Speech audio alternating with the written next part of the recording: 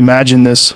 You've heard the same story your whole life, the same headlines, the same sound bites, the same second-hand opinions about what the Quran says about women. And somewhere along the way, those voices became louder than the source itself. But what if I told you that the reality is far more powerful, far more liberating, and far more revolutionary than most people realize? What if behind all the noise, there's a truth that has been there for over 1,400 years, waiting to be heard, a truth that speaks of dignity, equality, and respect in a way that shattered the norms of its time and still challenges the world today? In this talk, we're not going to recycle cliches or dance around the controversy. We're going to peel back the layers, separate culture from scripture, and look at the Quran's message the way it was meant to be understood, raw, unfiltered, and in context. You might be surprised, you might be challenged, and you might even feel uncomfortable at times, but by the end, you'll see why the story you've been told is only half the picture. So stay with me, because what you're about to hear isn't just about religion.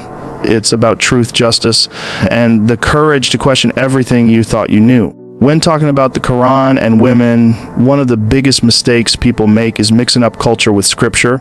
This is like judging the rules of basketball based on what happens in a pickup game at your local park. You're seeing someone's version, not the actual rule book. In many parts of the world, traditions, family customs, and even outdated societal norms get passed off as Islamic, when in reality, the Quran doesn't support them at all.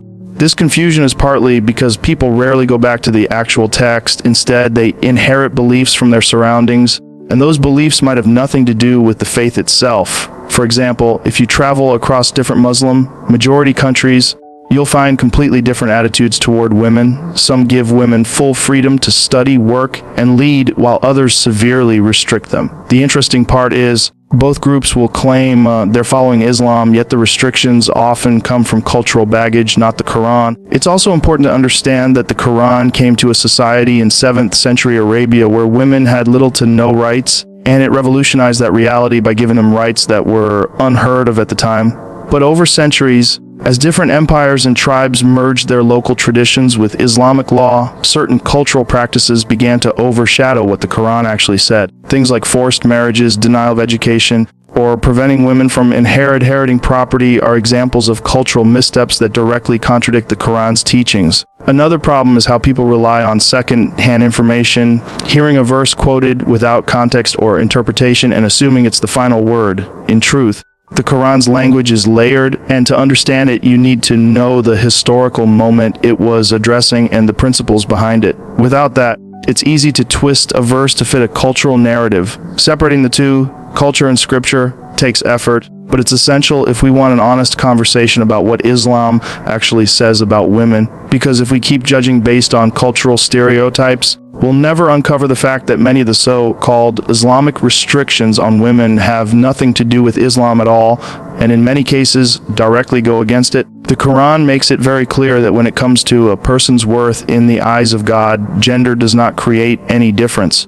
Men and women are equally responsible for their faith, equally accountable for their actions, and equally rewarded or punished based on what they do. This isn't a vague idea hidden somewhere in the text. It's stated directly in multiple verses where God addresses believing men and believing women side by side, giving both the same promises of reward and the same warnings about consequences. The measure of value is not whether you are male or female, but whether you live a life of righteousness, honesty, and service to others. In the 7th century, this teaching was groundbreaking. At a time when many societies considered women spiritually inferior or unworthy of religious leadership, the Quran's message leveled the playing field in a way that challenged deep-rooted prejudices. It acknowledged that while men and women may have different biological and social roles, the roles don't define their spiritual status. A man's prayers are not more valuable than a woman's, nor is his charity, patience, or kindness greater in the eyes of God simply because he is male. This equality in spiritual worth also means that the pursuit of faith, knowledge, and personal growth is not restricted by gender. Women are encouraged to learn, reflect, and seek wisdom just as much as men. The Quran's language is inclusive, using the same commands and responsibilities for both genders without implying one is less capable of fulfilling them. However, this principle is often overshadowed by cultural traditions or selective interpretations that focus on differences in duties while ignoring the underlying equality in worth. People sometimes confuse role differences with value differences, but in the Quran's framework, the two are separate, just like in a team where each player has a position but all share the same goal and victory. Men and women in Islam have complementary roles yet share the same spiritual destination. Recognizing this equal spiritual worth is key to dismantling the false belief that Islam inherently sees women as secondary. The truth is, the Quran sets a standard where gender cannot be used as an excuse to limit someone's spiritual potential or deny them their place as a full and equal believer before God. When the Quran was revealed, it introduced rights for women that were unheard of in most parts of the world at that time, rights that in some cases would take Western societies over 1,000 more years to recognize. In 7th century Arabia, women generally had no legal standing. They could be inherited like property, were often denied any claim to wealth, and had little control over marriage or divorce. The Quran overturned this by granting women the right to own property independently, keep their earnings, and inherit from family members. These rights were not symbolic. They were legal and enforceable within the Islamic framework. A woman did not have to surrender her property or income to her husband, and her financial independence was respected even within marriage. In matters of marriage itself, the Quran required a woman's consent, making forced marriages invalid in principle. Women were given the right to choose their spouse and to receive a dowry that belonged solely to them, not their family. The Quran also allowed women to initiate divorce under certain conditions, a concept that was revolutionary at the time. These teachings meant that women were recognized as full legal individuals, not extensions of their male relatives.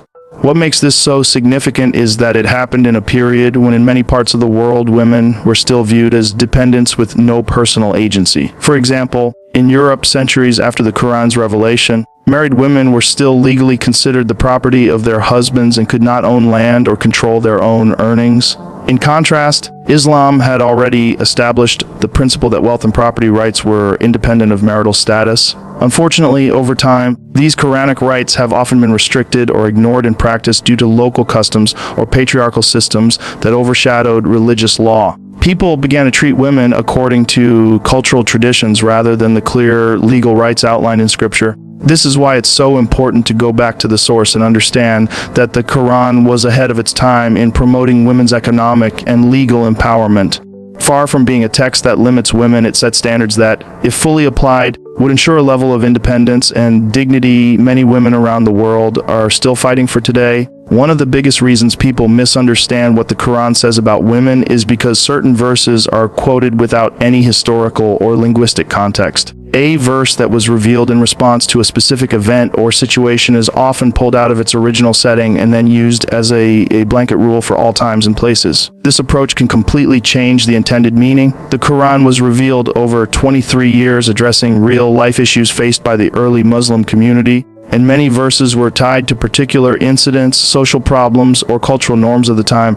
Without knowing that background, a reader might interpret a verse in a way that seems restrictive or unfair toward women, when in reality it was meant to protect, elevate, or guide them in a challenging social environment. Language plays a huge role here as well. The Quran is written in classical Arabic, which is rich in metaphor, layered meanings, and expressions that don't always translate neatly into other languages. A single Arabic word might have several shades of meaning, and choosing the wrong translation can lead to a completely different understanding of the text. This is why scholars emphasize the importance of tafsir, detailed explanation of the Quran based on historical reports, linguistic analysis, and cross-referencing with other verses. Many of the so-called problematic verses about women become far less controversial when viewed through this lens. For example, verses about family roles, modesty, or marriage are often portrayed in the media as oppressive, but when studied in their full context, they reveal a balanced framework that assigns rights and responsibilities to both genders while safeguarding dignity. Unfortunately, selective quoting has been used both by critics of Islam and by some within Muslim communities to justify cultural biases.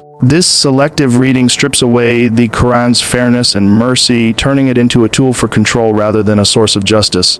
Understanding the Quran's message about women requires patience, curiosity, and a willingness to look deeper than surface translations. Only then can we separate genuine divine guidance from human distortions and appreciate the text as it was meant to be, a guide that addressed the realities of its time while setting principles that remain relevant across centuries.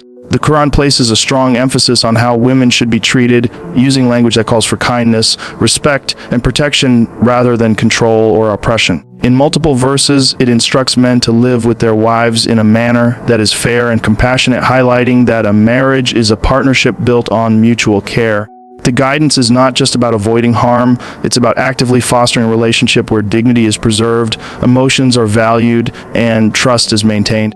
This principle extends beyond marriage to the general treatment of women in society. The Quran condemns any form of abuse, neglect, or mistreatment, and it recognizes the physical, emotional, and social vulnerabilities women might face, encouraging men to step up as protectors, not in the sense of restricting freedom, but in the sense of ensuring safety and well-being. Historically, this was a major shift from the norms of pre-Islamic Arabia, where women were often treated as property and their feelings were rarely considered in public or private life. The Quran's call for respect also ties directly to its emphasis on justice. Any injustice against a woman, whether in her family, community, or legal rights, is seen as a moral wrong. This includes safeguarding her financial rights, ensuring she is not forced into harmful situations, and giving her voice weight in decision-making. Even in cases of conflict, the Quran advises patience, fairness, and the pursuit of reconciliation rather than anger or aggression. Respect in this context also involves recognizing women as full individuals with intellect, capability,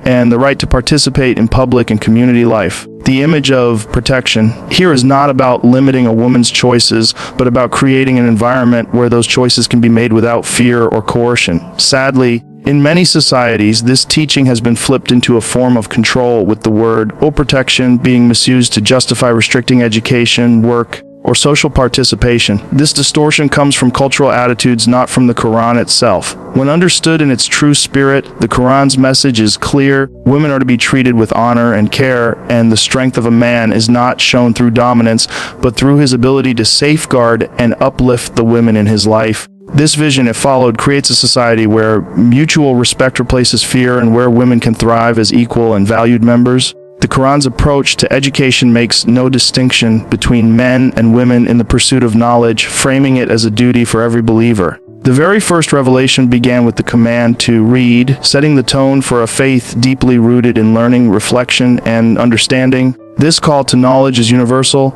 It doesn't come with a gender clause, and historically, Muslim women embraced it fully. In the early centuries of Islam, women were among the most respected scholars, teachers, and narrators of hadith, with some even instructing prominent male scholars. Their participation in intellectual and academic life was seen as natural and necessary for the growth of the community. The Quran's message on education isn't limited to religious knowledge. It promotes the development of skills, understanding of the world, and the ability to make informed decisions. A knowledgeable woman can protect her own rights, contribute meaningfully to her society, and pass wisdom to the next generation. This makes education not just a personal benefit, but a social necessity. Sadly, in many places today, this principle has been compromised by cultural attitudes that either undervalue women's education or actively restrict it. These practices have no basis in the Quran. In fact, they directly contradict its teachings. The idea that a woman's primary role is only in the home and therefore she doesn't need education is a cultural belief, not a religious one. In reality, the Quran acknowledges that knowledge empowers a person to fulfill all roles, personal, professional, and spiritual, with excellence. By encouraging education for both genders, the Quran envisions a balanced society where everyone has the tools to think critically, engage in meaningful work, and contribute to justice. When women are educated, they are better equipped to stand against injustice, understand their rights, and raise children who are informed and conscious. This strengthens the entire community, creating a ripple effect that benefits generations. The legacy of learned Muslim women throughout history, from jurists to poets to scientists, shows that this was not just theory, but an active reality when the Quran's guidance was followed. If this principle were upheld consistently today, the barriers limiting women's intellectual growth would fall, and societies would rediscover the balance and progress the Quran envisioned from the very beginning.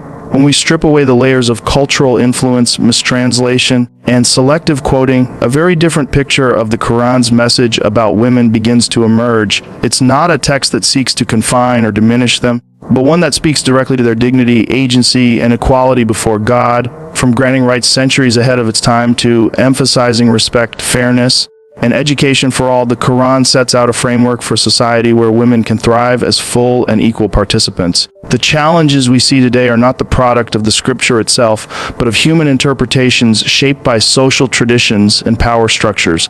The real work is to return to the core principles, justice, compassion, and truth, and let them guide how we see and treat women. By doing that, we honor not only the rights